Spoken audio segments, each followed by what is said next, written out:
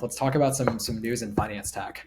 So Bill, I randomly saw this last night when I was doom scrolling LinkedIn because I was about to go to bed as one does. And Bill.com launched procurement. And I'm actually gonna share my screen here because I have this right in front of me. That's funny because I went to their website, and on their website you can't find anything about it. Just a post here. Interesting. So Interesting. I mean, this well, that's feels that's how it like works. Marketing first product, all that other stuff that comes later. I remember when Outreach released something a few years back, and it was like, oh yeah, this won't be for sale for another 12 months. We're just talking about it now. So I don't know if this is one of Yeah, those. it might be. Okay, so businesses con. So this is from Renee. I'm actually a huge fan of Renee and Bill, or have become so recently, but separate thread. Business is complicated. Consumers often handle transactions. Yeah, sure, marketing, great stuff. Of course, they had to throw in the AI at the end. Human intelligence, just like AI, requires data to make decisions. I really hope that boosted their market cap. That feels the AI narrative feels important for that. But procurement, we're going to spend the seamless, unify, robust procure to pay workflows with APAR. Basically, what you'd expect from someone in bill pay slash kind of sort of expense management to talk about. And then if you go to the actual website instead, they've got a press release. To your point, I don't necessarily see a ton about this on the site itself, but it's interesting, and it kind of makes sense because if you think about it, they bought Divvy, Hmm. and they're like Bill.com's bread and butter has been like their bill pay product has been for a long time. Super sticky. They have a lot of distribution. There's something of a network effect to it. And then they bought Divvy, I think in 2021, I'm going to say, to do more of the expense management stuff, which is now ultra competitive because you've got Ramp, Brex, like tons of companies all kind of fighting it out in that space. Ramp themselves has been trying to push into procurement. And then you've even got like standalone companies that do procurement, like Zip is one that's raised a bunch of money to do just procurement for the most part. To be fair, Zip then moved into expense management side, Yeah, so you yeah. can I mean, pay everybody bills and goes have credit card on converges. the Yeah, Zip side. So everyone's trying to compete with each other. yeah. So I'm curious. Have you ever been a Bill.com customer? Actually, for many years, I was a Bill.com customer. Probably I was a Bill.com customer for about maybe 9 years, nine or 10 years at least. I actually think that the product is decent and does a job that needs to be done. It Decent for happens, who? it worked. We had it, it worked. It works with partners. It has a great, robust API. It can it like does and gets the job done. Hmm. It's not super souped up for international companies that maybe will go pick up a Tipalti, but it works. At this point, if I started a company tomorrow, I would use Ramp because their bill pay product has gotten good enough that, you know, Bill is not any better there, and there's kind of no reason to do it, mostly because like Ramp and their bill pay is free. Bill's adding another thing to the stack. Now, where they're not competitive is that Divi's a pretty bad product. Mm. I think they Interesting. really, Double I think click on they, this. Double click on I think this. they very much overpaid. I've used all the products. I used TeamPay when it used to exist, and it got purchased by some, I don't remember who. You know, I used Brex and I used Divi. I've seen them all, and they all have tons of limitations. And this is Brex before they become like an enterprise tool. I haven't seen it once they kind of kicked off all their small customers. But, you know, Ramp is just better in every single way. And I kind of think that like Divi was like built with this idea of, I don't know, you create these little kind of envelopes and I don't know. I just never really liked the product. I always found it to be just not really useful for a real world use case. And you know, the reason they got so big was, you know, the Utah ecosystem is great at go to market. So Interesting. they just bombed the go to market. They did a great job at getting people onto the product. They just dialed for dollars and they got a lot of people on the platform and they did a great distribute their distribution and execution was next level. And so what they did is they built a great product and Bill said, we need an expense management platform. We're publicly traded. Let's go buy something. And they bought it at the peak when things were really valuable and they paid a lot of money. I really don't think Sure. Yeah. that they got their dollars worth, you know, and Bill, a huge amount of their money is like they're making money on the float. Like Yeah. You process bill pay through them, they hold onto your money for 3 days, then they send it. And so they're just making money on that interest. And in high interest rate environments, they're making lots of money. Yeah, yeah. So speaking of float, so there's so many companies that make a ton of money on float, like payroll. This is one of the classic ones that like ADP. I think ADP, the majority of the revenue might be on float. How do you as a CFO feel about float? Like, are you annoyed that a company is making money off of your cash that could be in your bank account for longer? I am annoyed both on float and the fact that my customers aren't getting the money right away. It's kind of, you go to Europe and people, they transfer money, it goes right away. So I think it's kind of ridiculous that still like ACH takes 3 days. And I'm a little bit also annoyed on FX transaction fees that PEOs charge, and we'll get into PEOs later. But they all rip you off. And all of the PEOs are FX machines disguised as PEOs with admin fees, but they're making just as much money on their FX fees as they are on their PEO fees. Is this the PEOs or the EORs? Because like I think Sorry, EORs when you say sorry, FX, EORs. I Yeah, meant you're good. PEO. Yeah. I meant I'm EOR, I actually said I PEO. the EOR is totally and nobody I didn't even know this. I remember we talked about this like maybe 6 months ago, but it is like insane. Like the majority of the revenue the deal is making is 100% on the FX fees. And, Yeah. all the different firms, you're seeing anywhere between 2 to 4% FX fees. Sometimes they'll charge you a prior month FX fee, which is wild. And some companies just take the open exposure, but charge you a 2% premium for that.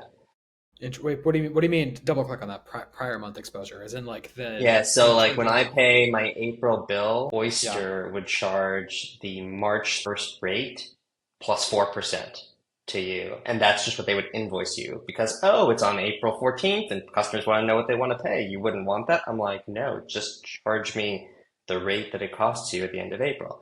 And so a bunch of different businesses look at it different ways. And they were just taking open exposure, but they're like, hey, like if it's 4%, some months it'll go against us and we'll lose a lot of money, but most months we are just making bank. Yeah. Other businesses are getting 3%. And the reality is that like the real market on a spread that they should be getting is definitely less than a 1% spread. The Yeah. FX Yeah. markets on the market are super tight. And they're always like, this is what it cost us. And it's like, you are processing a lot of money. There's no way it Yeah. costs you that. Yeah, and it's also sneaky too because they're very having been through the sales process with all of these companies. They're uncomfortable when you bring it up. They try to like slide it in and almost not draw any attention to it. It's not like some things where you know exactly what you're paying for and you know what it costs and it's relatively out in the open. It's very they try to keep it somewhat hidden. Yeah, like if I thought of like a new age EOR, I would just ask the EOR, like, give me a bill in every currency. I'll send you the money in those. I'll wire you the money in those currencies. I'll convert it myself. But they don't even make that as an option, and that's pretty telling. But back to Yeah, bill, right? So they're creating procurement. So procurement is one of these things that is pretty poorly solved. Zip has done a great job at solving it, but it's pretty expensive. And most companies in the market aren't going to be able to afford a Zip or have like a complicated process, and they need somewhere to track it. And it's basically a manual process for most companies. And then you have a lot of companies on things like Coupa, which are also kind of really terrible and bulky yeah, old solutions old that no one school. likes My using. girlfriend's private equity firm uses Coupa. I found out the other day. I was like, why are you guys using Coupa of all the things? There's so much better software out there. Like, why would you do this to yourself? And because they hate themselves. And so, Bill building some sort of a solution for their customers. I don't know if it's a way to get new customers or if it's a way to hold on to customers who are kind of having a pain point to just not give them a reason to leave, right? Because has a procurement thing. It's not really fully built out, but they're building it. So they'll have something soon. Zip has their thing. And there's like other procurement solutions that are on the market that are kind of standalone. And ultimately, everyone's trying to envelop each other. They're probably best off building something very much in-house so that it works within their product suite. Because from what I haven't seen it, but my guess is that Divian, like the core, like AP and build products are completely Yeah, I different doubt it's UIs, completely very different integrated. systems. Yeah, And so probably building in-house is the right thing. I don't know if this was built, yes, I hope it was built on the Bill side, which is way more of a modular and Like it's not the most pretty UI, but like neither is Salesforce. At the end of the day, UI matters, but like it's not the end of the world. It kind of matters just how quick and easy and how many clicks it takes to do stuff. Yeah. And like I'd give them like a hard B. Like Huh. it's decent. If Okay. you're using Okay. Bill, I It's a wouldn't hard say, B. "Wow, you're crazy. Why would you ever use that?" I'm like, okay, like that Yeah. works. Yeah. That makes sense. So Bill gets a B. Yeah, I think to me it feels like I'm curious how much of this is an aggression play because they see that this is where the market is going towards these bundles, and that if they want to stay relevant, they need to go fight with Ramp to try to be as much of the all-in-one suite as possible. Versus to your point, is this them trying to protect, keep existing customers from leaving? A question I'm actually curious from your perspective. I know who Ramp thinks their customer is, or their best customer, who they're really trying to serve. Do you think Bill.com thinks is their best customer? Like who when Renee or whoever is like thinking about product there wakes up in the morning, who are they thinking about? I want to be best in class at servicing this customer. I mean, I think it's got to be SMB, mid-market, and like every business in America. But like big enterprises, no. Big multinationals, probably no. Big mid-market companies, probably no. Maybe like small mid-market companies and SMBs is my guess. And like there's so many businesses in America that are probably still writing checks, Yeah, like still to this day. definitely. And just think of like your local nonprofit, they're probably writing checks and they're probably getting bank fraud on their check stock. You'd be surprised. Like there's just so much of, the world. And then you put them in something that's like very new agey, like Ramp in front of them, or you put them in something that feels kind of comfortable and conservative, like Bill. I don't know, they might choose Bill. Yeah. And on that note, we talked about like, do people like it? Does the market like it? Over the last 5 days, they have outpaced the S&P by 10%, roughly. Okay. Okay. So, or like Let's go like Bill.com. 9%, right? So clearly, when there was a little bit of a pop when they announced it, and then it continued to outpace as the market digested the following day. So I don't think there's anything else. Maybe I'm looking at the wrong rubric to weigh it against because the S&P is basically seven companies, but Separate thread. We're all just lagging the Fang stocks. But no, I think that's fair. I think the thing to me, if I was Bill, the strength that they still have is just so much long tail distribution, especially with the accounting community, like S&B accountants. I would Mhm. hang on to that with my dear life and just service that customer as well as I can because it's so sticky. It's so sticky. And it's Just also like don't give those embedded. people a reason to leave you. Yeah, and it's like, and they have like real like payback that they like will do rev shares with. I don't know if it's rev shares, but they give like discounted pricing if you're through accountants. You've got just overall the it's something that's familiar. It's something that isn't changing all the time. Comfortable and it works. And it's stable. And I mean, like what's not to like completely love? They're valued at 4.6 billion. This isn't a Yeah. tiny company. No, not at all. And they were worth $10 billion at the beginning of the year too. So they pre the market just generally drawing down. I don't know how much of that was like against them versus everything's down a bit, but I mean, this is a great company. They built a real business. They've been around a long time. They're definitely not going anywhere. So I am, as someone who's recently become a fan of Bill.com, I am rooting for them to have success. I will probably continue running TaxFire on Ramp because I love Ramp's product. But we love to see Bill doing new things. We touched on payroll. We got into payroll, so we should do all the payroll stuff now. So we got a couple of things Mm. we're going to talk about on payroll. One that I just saw random. Actually, I saw this a couple months ago when it got announced, but I think it closed, which is why it got reannounced.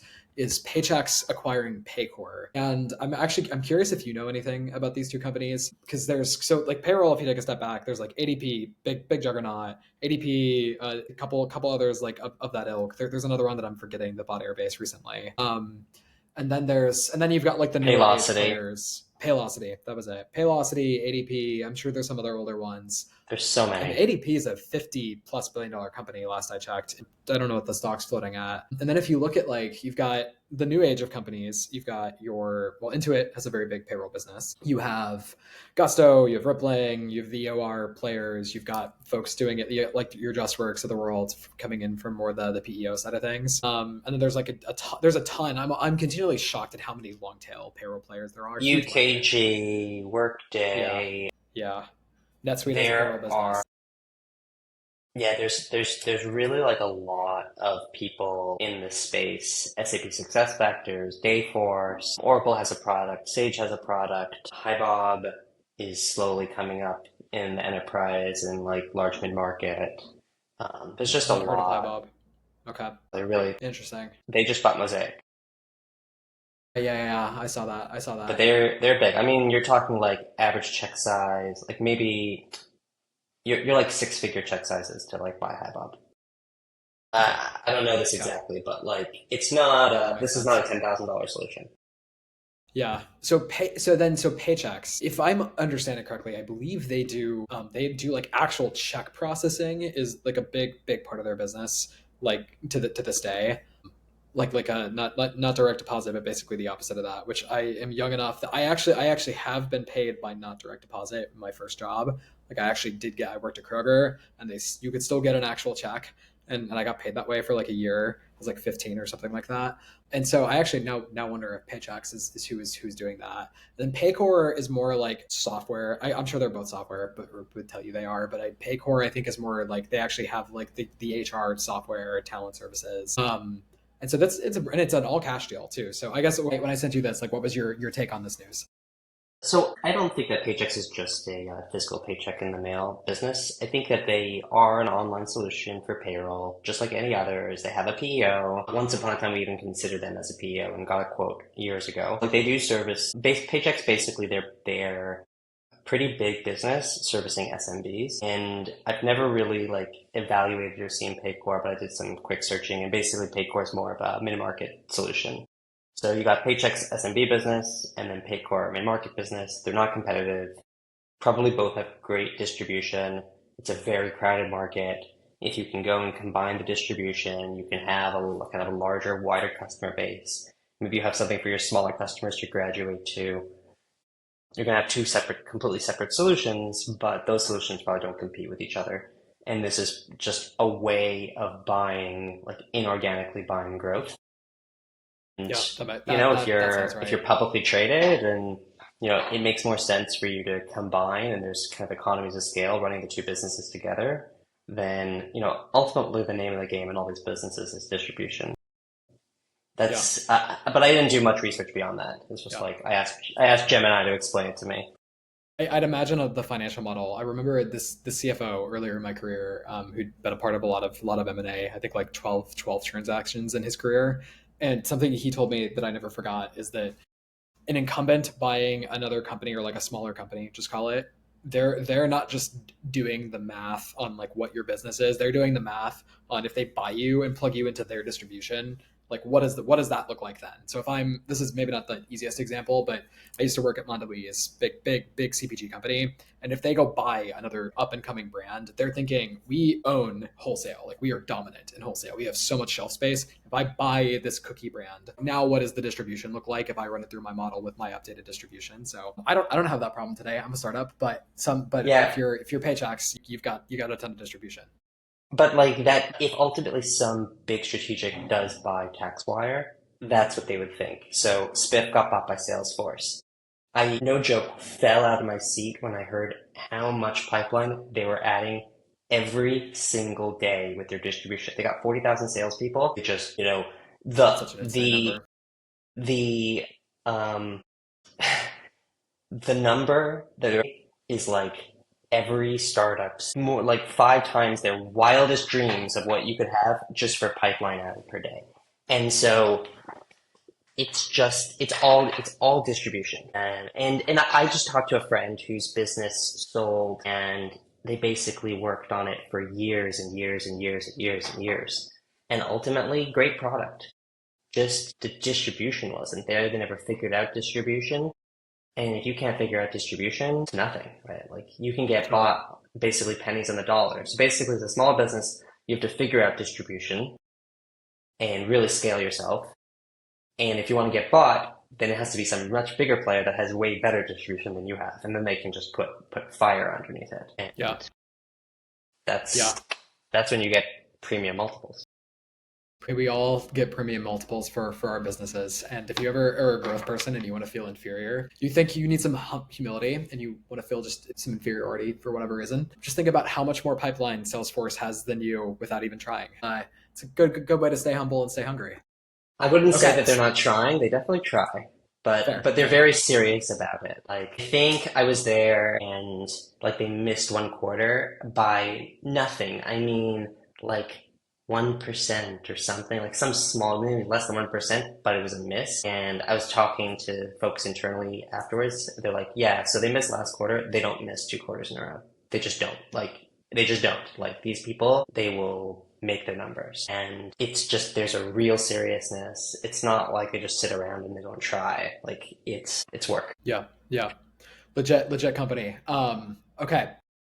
To close out payroll, we got to talk about. I've been wanting to talk to you actually about this since I meant to text you when this news first happened. But Deal versus Rippling. For those that are not familiar, Deal Rippling, there's a lawsuit. They obviously compete super aggressively. Deal kind of came up through being they were like not early to international payroll and employer of record. This has been a thing, but they were right place, right time when COVID happened and going after this really aggressively while Rippling was still a little bit more US focused. And so Deal got a ton of market share, grew super fast. And then Rippling obviously continues to build and expand their product suite to be more global. They both have raised a ton of money. They both compete super aggressively. And there was a lawsuit recently of Rippling alleging that Deal had planted a spy and that spy was sharing a bunch of trade secret information. And they caught said spy, and it appears, just based on what's been shared publicly, that was most definitely planned by the CEO of Deal and his broader executive team. And I believe last news I saw, he had gone to a country that will not extradite people, generally speaking, to the U.S. So that's interesting turn of events. And the spy has come out actually. He's like cooperating with Rippling now too. So not looking amazing for Deal in terms of them being innocent, but innocent till proven guilty, I guess. I would love your POV on the whole situation, but I'm actually, and we did just talk about EORs for a second, but I'm actually just curious, would this actually influence which product you would buy if you like needed one of these companies' solutions at a company you were working? So it's like my answer is twofold. One, knowing enough of what I know about both businesses, I wouldn't buy either of their products. And so the reason they're both so big is because they are both amazing at distribution, but they are probably both two of the most aggressive distribution machines that you have like ever seen. And, props to them. That's not an easy thing to do, but it's definitely like a very, very, very aggressive sales culture in both. And that is what caused them to grow. And I don't know, maybe is the lesson to all the businesses out there. You have to be as aggressive as them. I really hope not, like not in the same way. I think like Rippling is very much this like walled garden that they built, and they get you and they cross sell you and all their different products, and then it's basically impossible to ever leave because you're using them for all of these different solutions. It sounds nice, right? Like buy one thing, it does all the things for you. But then if you want to grow out of any one of those things, it doesn't do what you need, you kind of can't. But maybe it is nicer for businesses instead of having to pick up a lot of different point solutions and just having someone who's opinionated tell you what to do. That being said, they have you and they will aggressively raise your price, and you really don't, and then you're basically stuck because unwinding even any one thing means unwinding your everything. And so you're very suddenly like dependent and reliant on them. And then on the deal side, there are just like, you like if I had to choose between deal and remote, I would say like deal, aggressive sales culture, okay, product, fine, it's not great. And then you have like something like remote that it's a team of like nice people with a great product that, is not, you couldn't imagine any of this stuff coming out of their shop.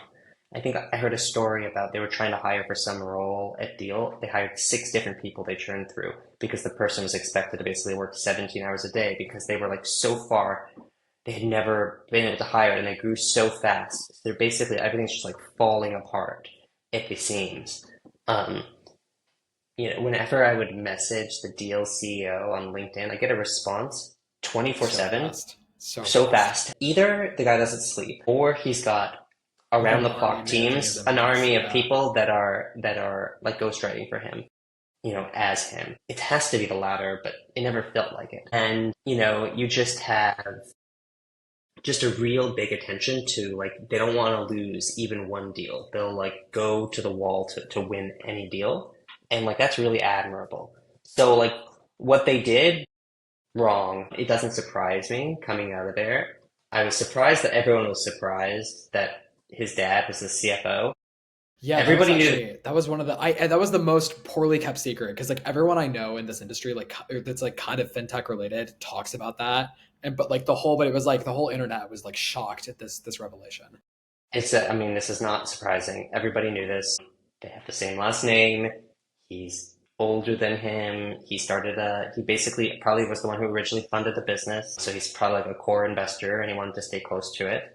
I kind of get it, but also it's very much, the role of finance as being kind of having some level of independence from the CEO, some level is super important, I think. And I mean, to some extent, you have to blame investors for being not great fiduciaries of their LP's money by allowing these businesses to do these things. And that comes about when these businesses are so hot that like you have to just take it or leave it. So that's a little bit of like my perspective. And yeah, I think his dad, the lawyer, they all moved to Dubai. And a little bit I don't know.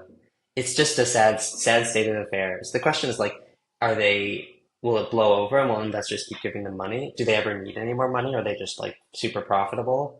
Like, I think they were where, both growing still really fast but also profitable. I think they had announced like maybe a year or so ago. yeah. I mean, for the longest time, I was questioning their $800 million in revenue. Like, is that payroll money processed or is that actual like revenue, not including like the payroll money? And I got a response from the CEO basically saying this is real money, not just not the gross market value. This is the net, and it's just mind-boggling. So I don't even know. I don't know. Yeah, It's a I private will company. say, What can you know? yeah. I will say on your point about distribution, it is insane. I tweeted, I think like earlier this year because we were in the market for EOR services, and I mean, to this day, I did not go with Deal. I would consider going with Deal in the future. The FX fees were really bugging me, and so I went with a better option on the FX fee front. But I will say they like literally the CEO. I don't know if it was actually him, but he DM'd me on Twitter almost immediately, and then he connected me with a sales rep, and then he like they were just so fast, and then they like still like they were so hungry for my tiny business relative to the kind of deals they have in their pipeline that I was shocked, and they still follow up with me, and they still like I will never not be able to think about at least a couple times a month using deal services because they're just that aggressive. Which it is actually really hard to do that and maintain a culture like that at a company at the scale that they have. So I think it's impressive. I will also say, as someone who talks to a lot of finance accounting people every day, this is anecdotal. Rippling's product and just general set of services a lot less popularity and a lot more frustration with them, I would say, from their Hmm. customers over the A last like lot. year or two. A lot more. Even if they use them, even if their customers, like people are That frustrated frustration with them. Yeah, existed 4 years ago too, and 5 years ago yeah, too. It always existed with the reporting. I don't remember a time. They've been around for at least 8 years now. I don't remember a yeah, time yeah, when there wasn't frustration. I think the frustration is just always okay. Recently, I've heard frustration. There's always been frustration. yeah, Just like for there's sure. always been frustration with Namely. Like, Yeah, you probably it's so old that you don't even remember this point. But like, there's always yeah, frustration with namely. their product. Interesting. So at Deal though, I don't feel that with Deal. I actually I hear people feeling like it's expensive, but I actually feel like generally I hear more good things about Deal's products and services. But I also think people are not using Deal. The people I talk to, I don't see as much Deal for everything. I see Deal as a point piece of their stack for international related payroll Hmm. EOR services. I do not see US companies using Deal for, I've seen it, but it is more rare to see people using Deal for everything than it is to see them using Deal internationally and using like Augusta or Rippling in the United States. I don't know anyone who's using Deal for like their global payroll as their payroll machine, and I don't know, like looking at it, I don't think it's a robust enough product to do that. I don't see people, I don't know many people using it for their PEO. They must be doing for their PEO in the US, but I've heard from my broker that it's not a great product. They're using some other, they haven't built it out internally, so they were just white labeling another solution. Sounds right. Ultimately, it's like, he's like, oh, if I know you, I know you're not going to like that. And so, I think it they're going to build up a base, but then what? They're going to move a base from one PEO to another PEO. It's just a little bit of one thing that they're able to offer, which is kind of nice, is they kind of like have flat rates for everybody on benefits. They either just accept you or This don't is accept Deal. you and deal on their PEO, which is like a weird thing because typically you have to underwrite businesses. So I think they probably just either accept your business or they don't accept your business, but here's the healthcare rates, which is kind of maybe simplifies things in a way. But in some ways, like most companies, if you go to AdjustWorks, they're going to tranche out their pool into like 17 different tranches and you're going to get put into a tranche. And every year you'll either stay in the same tranche or you're going to move based on your medical loss ratio. And like that's a better business and it makes more sense.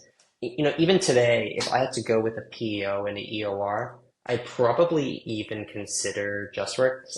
I know that they bought an international EOR. I don't know how good it is. I don't know if it has boots on the I haven't ground used or if it. it's using sub EORs, but ultimately the question just becomes like they're nice people. And so if you work Yeah. with nice I people like and good JustWorks a lot. people We use that them. care about you, then it's going to be a good solution.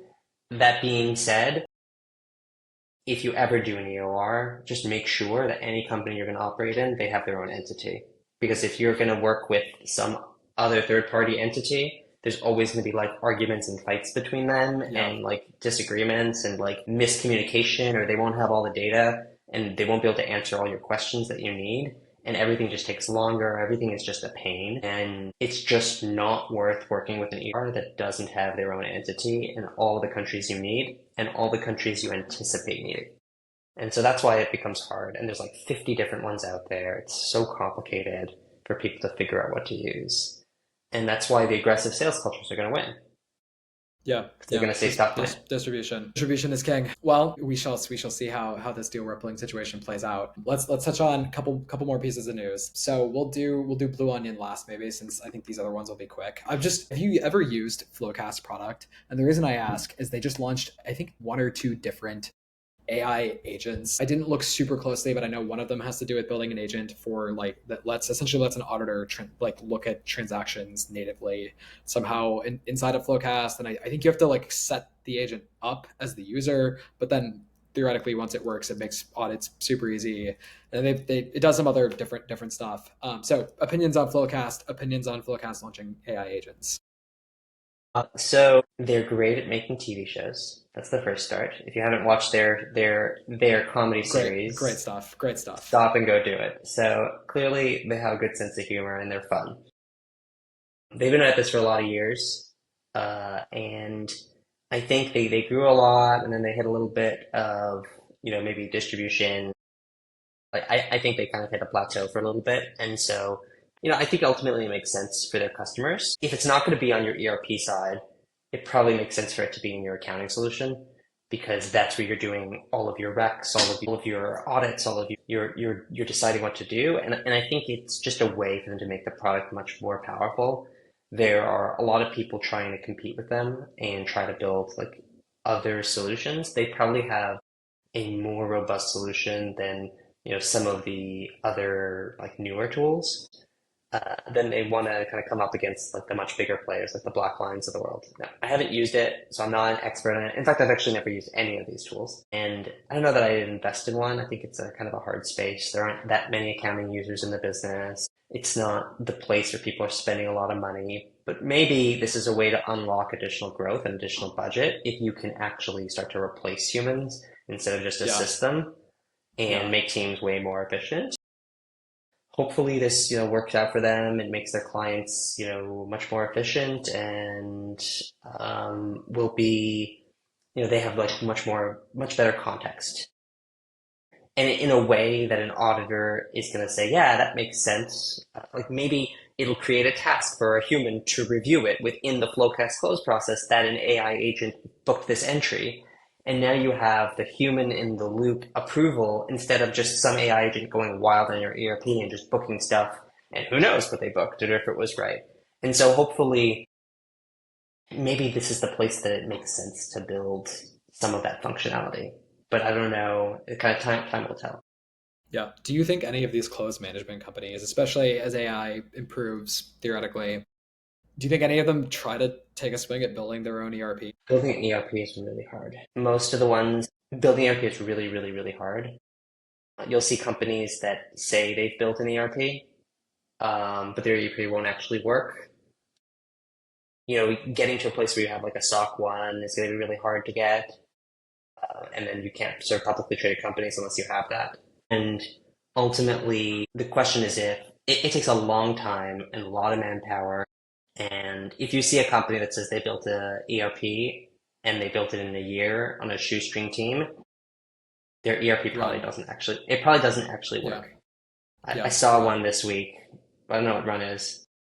No, to literally just like run. If Run you're away. looking at buying that, yeah, run away. Yeah. Yeah, I saw one this week. Doesn't have a SOC 1, has two people on the team or three people on the team. They've only been on it for a year, claims to have a New York Stock Exchange customer and some other and process 35 billion transactions, but they don't have a SOC 1. So clearly they can't have a New York Stock Exchange customer. And so I think, I've heard of other tools that it doesn't actually work, a lot of claims of what things do. And so ultimately, it's really hard. It takes a lot of investment to build an ERP because ERPs are hard and difficult. And then suddenly, if you're a Portuguese, then you have to do like, if the company has a Portugal entity, it has to do stuff. If they have an India entity, they have to have servers in India. And there's like all of these Yeah. complexities once you start to go global. And it's just a really, really, really hard solution to build. And praise the people that want to go build one of the things, but it's not an easy task. And yeah, I don't know. Yeah. Yeah. I feel like building an ERP seems intellectually fascinating, but extremely hard. Shout out. I know we both know the folks at Relate. Shout out to them. I'm a fan of what they're doing. And it is so hard. I also think I'm And they narrowed reminded, their scope. They said we're going to yeah, build for for SaaS. for SaaS. Yeah. There's an announcement this week about DOSS, that they have a new ERP. I literally hadn't heard of them, but they're saying they have Yeah. a whole wired ERP that's also servicing like they have a $10 million Series Oh yeah, A, that's right. That's maybe. right. Yeah, I And did see that news. they're supporting inventory and they're basically doing all the really hard stuff. And so Yeah. if the product actually works, awesome. The question is like, does it actually work? Is it real? Yeah. But if it does, cool. Like I also that would be think, great. yeah, I think in this space too, it's hard because even for DOS, for Relay, even if it works and you are able to, because I think the great thing, I'm actually more bullish personally on people trying to compete with ERPs and then people trying to displace QuickBooks and SMB. QuickBooks just so much distribution. I'm a fan of like Digits and Puzzle, and I think they built some good products, but I think it's really hard to truly replace QuickBooks. Versus QuickBooks, you do see people try to cling to it for a really long time because they don't want to go to NetSuite or whatever equivalent. And so I think there's more of an entry point to cut people off there more naturally. But then you're going to run into, even if you do that successfully, which I think you're seeing the Relats of the world have some success doing, you got to be able to keep those customers for the long run. And eventually, if they outgrow, so you don't just have to build in. Emily Mann was actually talking to me about this for the Flowcast. She was an investor in Flowcast, and Emily does a lot of fintech investing at Primary Ventures here in New York. And a thing in a lot of these spaces, and I think this is especially true in ERP, is you have to enter, you have to get people, but then you can't lose them. Like you can't lose them if they outgrow you, and so you have to both build enough to be able to like win market share, get distribution, like win these customers, but then you have to build enough to like as they go up that you can keep them and they don't eventually bleed out and go to SAP or Oracle or some other enterprise solution that can handle all of the many things that you might need as a publicly traded company, for example. It's just hard to like figure out what's your ICP, how to actually grow it. If you start small, then your ACVs are small, so then you don't have a lot of money to build all the things your larger customers need. And so it's just, I think it doesn't lend itself to being a business that grows exponentially fast. And Yeah, as much yeah, as you think like building a new age thing is going to be easy, implementation for any ERP is always going to be hard. And maybe for your early customers that are simple customers, it's easy, but once they get more complicated, it's hard. These things take time and are expensive. And, you might go the realm of and NetSuite, like they've got partners, and then you have to build out a partner ecosystem to implement, and you have to have customers willing to spend the money on that. Are they going to get fired for choosing the wrong ERP? And there's a lot yeah. of this stuff is just, do I think NetSuite is going to be the dominant tech ERP in 25 years? No, because Oracle's not investing in it. So probably not. What's going to win? I don't know. And so I think like kind of time will tell. So like the approach that the real guys are taking is we're going to focus on SaaS now and build out that market. And then we can expand offerings to like maybe support inventory and support more complicated things. Let's keep our product simpler so that we can kind of go wider. And I think that it's an approach, I hope them, I wish them the best on that. But, maybe people won't need to because there's now Intuit Enterprise Suite. Yeah, yeah, yeah. I was going to bring that up. So what do you, so they announced this like a year or two ago. And I think it was the buzz, from what I can tell, in the accounting community was that it was a lot of marketing speak and not a lot of product. But it makes sense if you're into it because there's many of the complaints about Intuit and QuickBooks are that there's like some basic things like multiple entities, better support internationally, like lots of stuff that you do start needing. That is why you see people complain at a certain stage, and eventually they do either buy another product to supplement QuickBooks, and eventually just go move to an ERP. And then I think for QuickBooks itself, I think they've largely penetrated the market for what people are willing to spend on like QuickBooks software. I don't think they can get much more for what they're already doing than they have now, which is why I think you see them trying to do more services, trying to like eat more of the actual like bookkeeping and tax prep layer. If you look at bookkeeping for QuickBooks and then like tax prep for TurboTax, but also it would make sense for them to at least attempt to go up market and try to keep those people in the QuickBooks ecosystem instead of going to NetSuite or instead of going to Rillet or one of these more modern players. So, and they're actually launching some products supposedly. So I sent you this link. What was your take on some of the new features from Intuit Enterprise Suite? My take is, how is it that I'm a QuickBooks user, have always been a QuickBooks user, but have never even heard of this? It's not on their main pricing page. It's on some other page somewhere else with a demo request form, which is like not really on brand for them because most of their stuff is here's the price. So like, why don't they just pick a price, have it transparent, be on the same page so that I know on the pricing page, oh, I'm going to multi-entity, and they just upgrade to QuickBooks Enterprise Suite and I can compare the features. Instead, it's like off to the side. I can't like really fully tell what it is or what it isn't or how it changes. And I think you just don't even know it exists because it's on a different web page. And so there's probably lots of people out there that might benefit from it and they have no idea that it even exists. And now suddenly you have to talk to sales instead of you can just upgrade to it. Like I think the distribution decision is probably wrong. People are so used to knowing what they're going to pay with them. Like, why not just do the same thing there? And then maybe they can just have their big Yeah, distribution and that, machine. that actually could be an advantage too because NetSuite is not that way. Like, and so it's like Right. it's good counter positioning against NetSuite. Be transparent, be a cheaper, more affordable option. You're growing with your existing customers. I actually think there's a lot of opportunity to do this well for them.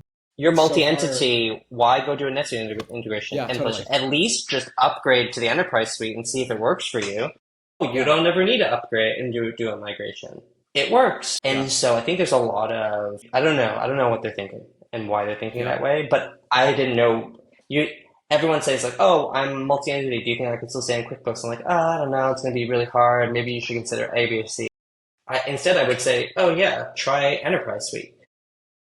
But I didn't even know it exists. And so if I don't know it exists, probably most people don't know it exists. And so that's Yeah. a real ding on their marketing team and on their overall their distribution team. I'm kind of missing something here. Yeah.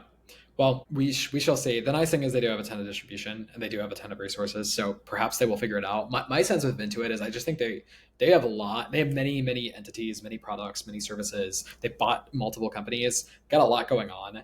I think it is probably very hard. It is very easy to build a narrative that you can sell to investors and to the board and whatever as to why this makes sense, but actually executing on this in a way that makes sense to your customer and to your broader constituents can't be easy.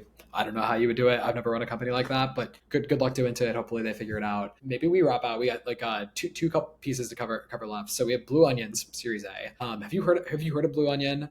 I had I know them because never I know heard of them. Lindsay. So I had never Okay. heard of them. Well, I okay. like 5 years from YC to a Series A. It's just that's a real slog. So props to them for holding out and working through the muck. What I don't know what Series A these days is. Is that at 1 million revenue? Is that now at 2 or 3 million? Definitely, Whatever it definitely, is. definitely more. Definitely more. Okay. I don't know what it takes to get a Series A these days. And I don't know, I'm not saying specifically on them, but um, ultimately, when we did the Series A at Spiff, I think they were at 1 million or 7 million. That was in 2020, right? So,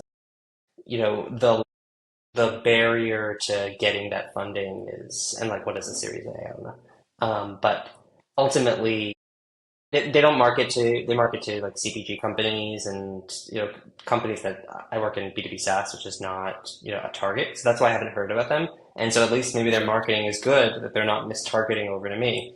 And so I don't know about them, but I think I looked up what their value prop is, and it sounds like a very valuable type of product for companies that have lots and lots and lots of transactions to have a subledger that will kind of automate a lot of processing for you. That's a good value to bring to the market. I don't know who they're really kind of competing against, but I think more stuff like this should exist. And I wish them luck.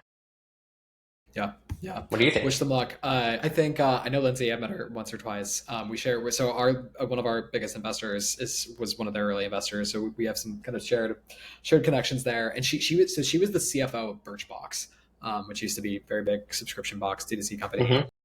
So it's cool to see. You don't actually see this a ton. Like I know Parker at Numeric, which is an up and coming AI close management company, is like this, but you don't see a ton of finance folks turned founders. And so I think it's cool to see that. I think it's cool to see her winning. I know she's like they have worked at this for a long time. It was not like an easy product to build. It was not easy to get the kind of traction and penetration that they have in the market now. And I will say that we have a shared accounting firm that we both work with. And this accounting firm loves them. I know from just spending time with the controllers at this firm. So I think people I know that use it say really good things. Their customers like them, and I think Lindsay has a great presence on LinkedIn. Is just like good people. So I'd like to see her winning. I hope, and I know that's like just this entire company has like been like hard fought to build a thing, hard fought to get the traction they now have. And so I think the thing you brought up earlier about just generally and like ERP, that being a space that's hard to grow in or hard to grow as fast in. I think that's actually true of a lot of things in accounting and finance related technology. But like the companies that have ramp is maybe almost a bit ramp in payroll and maybe expense management. You've seen those companies not have this problem, but in anything ERP related, even NetSuite took a very long time to get to the kind of growth that you eventually saw them have and kind of market dominance. And so these companies, they take longer to get off, but once they do, they can just have insane stickiness, insane defensibility, and very rapid growth, but it takes longer. It takes longer to build, it takes longer to get distribution. This happened with Bill.com. It happened in ERP. And I think it seems to happen in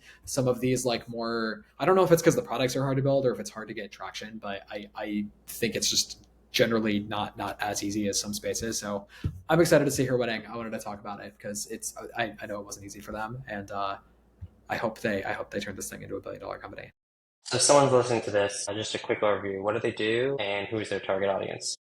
They do so. Their target audience is accountants, call it more broadly. It could be like a standalone accountant at a company or an accounting firm working with multiple companies, but accountants working with CPG companies. And I think they're leaning into the AI bit a little bit better. And I will preface that I'm probably not going to do this fully correctly because I'm not their target. I'm not a user of their product either. But I think that the main thing they do is they make it, it's almost like a little bit helping with the close process and reconciliation of all of your transaction data to your general ledger, usually QuickBooks. I think QuickBooks or Xero, I think are the two big ones. They also work with NetSuite as well. But if you're like if any CPG company, they probably do have a ton of transaction data because you've got direct to consumer, you're selling on TikTok Shop, you're selling on Amazon, you're selling on Shopify, you've got wholesale revenue. You might have like, you've in some of these companies deal with like, I forget that there's like another type of data you might be dealing with from, I'm blanking on it, but it is called, gosh, I'm blanking on the name of it, but they just have a ton of Distributors? data. Distributors, that's it. They deal with a bunch. There's a term they use for the data that I'm blanking on, but EDI data feed. So there's just, you deal with a ton of data. So it's not like SaaS where it's generally like a basic SaaS model. If we set usage aside, a lot easier to deal with from an accounting perspective compared to some things, and it is not that way for a lot of these CPG companies.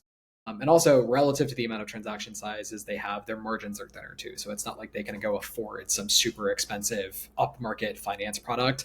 And so I think what they've built is a much easier thing to reconcile all of this data and the accounting process. And they work with a lot of like bigger CPG brands and accounting firms that work with a lot of like long tail CPG brands. Yeah, I think that's, anytime you're doing with these types of transactions and inventory and stuff like that, all the accounting becomes really, really complicated. And either you end up on some horrible ERP, or I don't know if maybe this allows you to be on some simpler ERP and they're just a subledger and they're able to kind of book that to an ERP. I don't know, like in QuickBooks. I don't know if then that makes QuickBooks functional and suddenly you don't have to use Acumatica or who Mm-hmm. knows what other kind of terrible ERP you might have to be on to be able to properly support inventory. And so, Yeah, I think that to a large degree, companies like this are, one fact of their existence is they do help these companies not have to go do a big ERP implementation. I've noticed, like, I think the majority of their users are using QuickBooks or Xero. and Yeah. QuickBooks and Xero are not good solutions for inventory, or they claim to have an inventory solution and it doesn't actually work. So that's it's actually in my F Suite forum. There was actually a recent conversation, people asking, "Hey, how can I handle inventory in QuickBooks because the inventory solution doesn't work?" And nobody suggested this, right? So this just points to a distribution problem. I'm going to go back there and I'm going to post about this, but just lack of awareness. And I think if you don't have the funding and you haven't figured out the marketing, if you're a first time founder or I don't know, you're just trying to find users and it's hard. Distribution is really hard in every business and getting awareness out there is really hard and especially in the early days. And so I think hopefully this helps them with brand name and they can go and have their users find out who they are because there's a clear value prop that probably a lot of businesses are just really begging for. But wish them the Love that. best. Wish them the best. Congrats, Lindsay. Let's wrap with vibe coding. Vibe coding in the accounting CFO stack. I want your opinion on this because in tech founder land, vibe coding has been the topic that no one will shut up about for the last like month or two. Define vibe coding for me just before we get in. Like, what do you think vibe I was coding gonna is? ask you what you think what you think I of don't know. I'm vibe not a coding is, developer. but okay, vibe coding as I understand it, is essentially you no longer are worrying about like the programming itself. You're just kind of letting AI do its thing, and AI does the work. You're just kind of prompting away, and it's you just software products applications manifest. And I think, and this started with a tweet from Andre Karpathy, who was an early employee at OpenAI, and so he was kind of talking about like this being used in his process, and obviously now developers are using a lot more AI and writing their code with products like Cursor and Microsoft's products and Windsurf, and there's like a dozen of them now. But the other thing that I think has made this even more mainstream consciousness is that now you have these products like Build.new, Lovable, and there's several others that allow you to prompt create like very impressive websites, applications, like the things that like the people would think of as being quite hard to do, that you could just create in a matter of a few prompts as someone who's completely not technical or very limited technical understanding. And so I think that is just and so it's become a broader meme though, because now you see it on the internet and people talk about like, oh, I'm gonna vibe account. I've seen people say vibe accounting, vibe taxes, vibe. I'm gonna vibe. And so I think one, it's created some level of fear in the sense that does this, I guess, get rid of software products, SaaS products? Or then there's the flip of that is like, do you trust some of these vibe coded products per se? And then generally, I think like the broader meme is just one that's kind of gone around, and it's a bit of a joke on the internet now. Okay, so just to break it down, the first thing, my initial response is if you're vibe coding a product, you're probably not going to have the most robust security. So and it's probably not maybe the most optimal or most kind of creative way to solve a problem. You're just solving a problem. So if you have to make a really robust calculation engine that's never been built before, that is just way better than anything else, I don't know if you're going to vibe code your way to that. Like at Spiff, one of the underlying technologies we had was just an amazing calculation engine. So our CTO said was like the hardest thing he built in his life. So can you vibe code your way to that? Probably not, right? So now let's take that one step further. You're gonna vibe code stuff. So if it's a marketing tool or if it's an engineering tool or if it's something like there's a lot of tolerance for bugs. It's bugs that come up, you fix the bugs. Okay. It might be harder to fix a bug if you didn't write the original code. So you probably need to get really good at testing things. But in the accounting space, there's a lot lesser tolerance for bugs. So I think I probably wouldn't recommend vibe coding an ERP. Maybe like some front end work that you have to do. Like that's cool. Me personally, like if I have a problem these days, I'm a big G Sheets user. If I want to do something, I just have Gemini write me the Google Apps script to do it for me. And it's pretty good. Interesting. And then I test it and then I say, hey, it broke here, make it do this. And within a couple hours, like I built myself a tool to color code my financial model to all the right colors that like Wall Street would use, like blue and green and red and Huh. black. And I built it so it's fully functional. And I haven't yet released it to the marketplace, but I'm going to do it. But I just had that, and I'm not a developer. I can kind of like look at code and sort of understand it, but I can't write it. Not JavaScript or whatever that is. And I don't even know. I don't even know what language it is. That's how much I don't know. And so the article you sent me was written by a guy that has his own like AI product for accountants. Now, Of course he the does. Of problem course he is does. if you go to their website, it's behind a demo thing to even get access to it. So it's not like these AI products you can just sign up for and try. So, who knows if anyone's even tried the product. I think there's a lot of hesitation to just openly share all of your financials with some just AI model in general, like what's happening to your kind of core financial data. And so there's probably some hesitation in general around that. And then I don't know what it means to vibe code accounting, like to vibe code your FP&A and ask something questions. Okay, fine. So ask questions. And, in general, I find myself these days, if I'm trying to understand something and I want to go deep on it, I have a Gemini Pro because it's $20 a month instead of OpenAI's like Pro, which is $200 a month, and you get kind of the same thing, and it can openly search the internet. I'll even have a conversation with it, or I will kind of chat with it, and it'll go really deep with me and help me understand what you need to do, and to the extent if it was something in accounting, I might do the same conversation around it. I just don't know about like sending all of your accounting data into some system, and I think these things will come. I don't know what it means to vibe code, but like if it's just asking something a question, that's no different than an LLM. If you're going to vibe code an accounting product, I don't know, maybe it's probably really good for building MVPs. It's probably really good for getting fast, like user testing on something to get an idea of, is this what you want? Is this what you need to do? Maybe even having Figma work, mock-ups, and this is what you're going to walk customers through is going to be a thing of the past at some point because people are just going to go straight to a minimally viable working product. Hey, give me Yeah, feedback. yeah, And then I maybe can see they're going it. to have something iterate on it and we'll come back tomorrow. And so um, design is super important still, and even these AI models, they don't really fully understand what you want something to look like. And so I guess I just don't know, and I'm not in the space enough. But in general, with most of this AI stuff, there's a lot of hesitation, skepticism, probably not a big advantage to being a first user, because 6 months later there'll be an even better product, and did you want to implement something or completely change your process for something, there's going to be something better later. So most people are continue to be in wait and see on a lot of stuff. And that's probably the right approach for most stuff because in accounting, is there really such a big benefit to not waiting to moving forward? Like, okay, so maybe it'll take you a little longer to do your analysis, but you'll be closer to the numbers.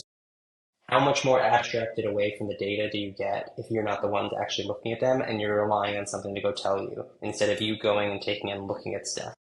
It can be helpful. Maybe it helps you research stuff. I saw a AI product that's helping you write your financial statements, which and whether it's for your public filings or for your Is auditor, this and in like scope? in scope. And Yeah, I yeah, never I'm heard a of them. I fan. saw it I'm this a fan week, of Mary. Mary's great. Yeah. Shout and out to so and Mary in maybe scope. Go check it out. maybe I heard it on your last the last one that you sent me that you just did, but that's I never heard of them, right? Because I'm not their target audience, but that seems like great, like to help you kind of write your outline and write your basic stuff, and then you can go and kind of work with it and have it be your right hand tool. That's like a super great use case because it's just such a huge lift. Um, just something to help you explain something on the fly, like, oh, why is that off? Or maybe help you know where to look. I think that's helpful. Just the answer is I don't know.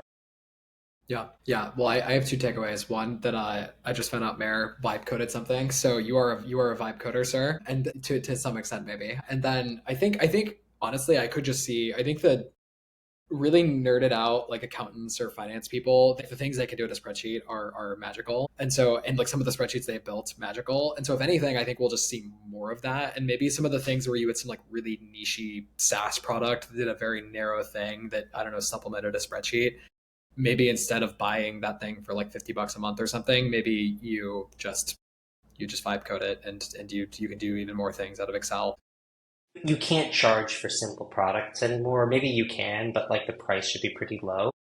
Yeah, it should be low, and it's like it shouldn't be a venture back company. It should be like a guy built it and just like sells it, and it's like a side hustle or like a solo product. But if you're trying to raise money to go do some narrow like thing, that is, I think that those products are going to die out because you can't justify the amount of spending. I'm thinking of listing my thing for like $1 a month per Yeah. user or something Yeah, on Google honestly, maybe we'll see Marketplace. more things like that. We'll see more things like that on these marketplaces where people, it's almost like templates on Notion. People that are actually are people that make a lot of money on things like this. So we'll see, I think we'll see a lot more software like this for these like specific use cases. And who knows, maybe you retire from being a CFO and instead On a you felt dollar like a you month. would dominate the market for this, hey, dollar a month. There are a lot of people that might want the spreadsheet. Maybe, or maybe it's just like the fun side project that you did like while you had time and it pays you some dividends, but that's not going to keep you busy. And the truth is actually, my wife and I have talked about this. We said if we were to win the lottery tomorrow, would we stop working? And the answer is no, we would keep working. And Love so, that. I don't think any sort of success there would stop me from working because that's how I like, exercise my brain and I like what I do. Okay, okay, okay. Well, that's a great place to wrap. One of the things I love about you, sir, is that you do love what you do, and it shows. And I think all of us, I hope you get to experience getting to do something that you would do, even if you made all the money in the world. That's a great place to be.